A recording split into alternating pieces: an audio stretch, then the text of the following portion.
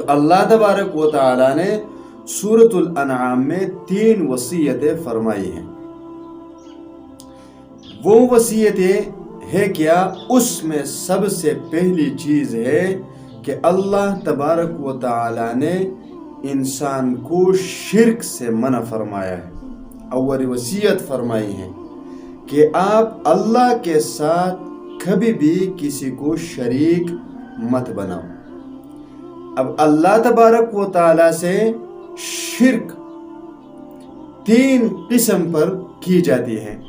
Number 1، اللہ کی ذات میں شرک، کہ کسی کو اللہ کے ذات میں شریک بناؤ، جیسا کہ مشرکین بت وغیرہ اللہ کی ذات میں شریک بناتے تھے.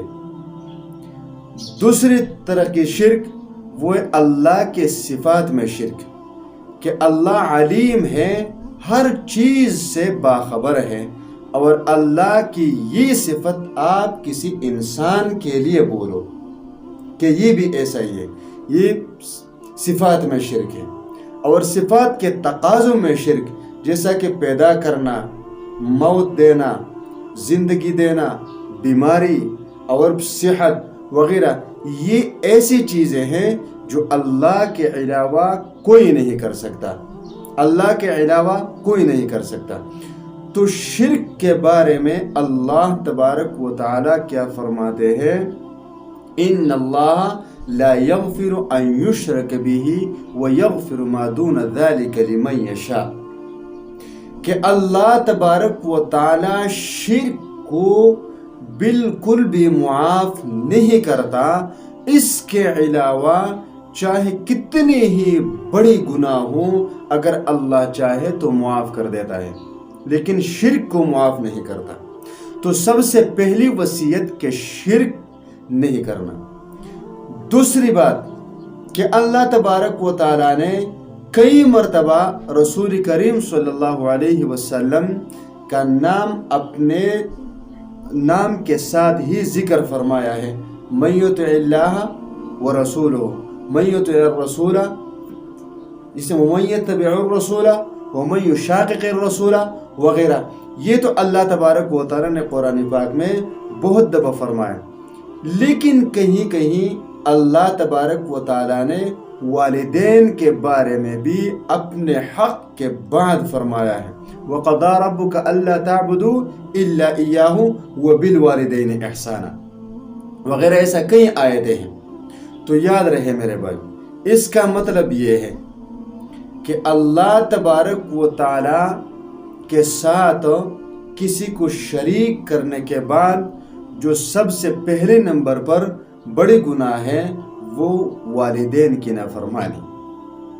والدین کے ساتھ حسن سلوک کرو، والدین کو پریشان نہ کرو. اور والدین کی نافرمانی، آپ صلی اللہ علیہ وسلم سے پوچھا گیا قیامت کب آئے گی؟ آپ صلی اللہ علیہ وسلم نے فرمایا نہیں پتا.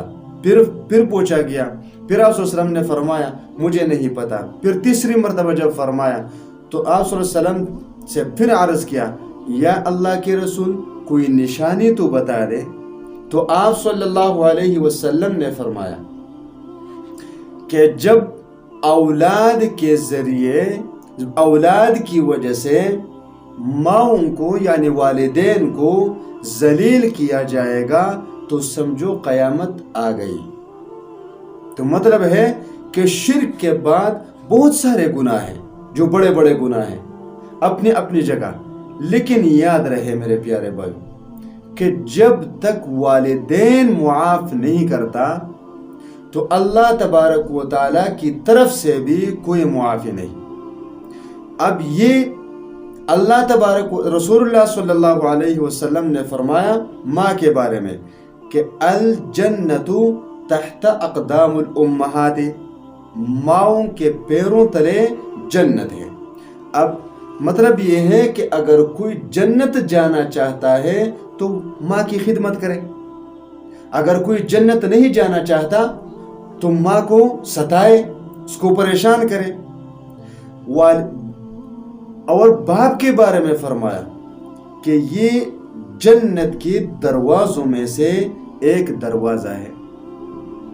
یا جہنم کی دروازوں میں سے ایک دروازہ ہے، چاہے تو اس کو توڑ دو یعنی جہنم میں جاؤ، چاہو تو اس کو بند رہنے دو اور جنت میں جاؤ۔ تو مطلب یہ ہے کہ خدمت کرو، والدین کی خدمت کرو۔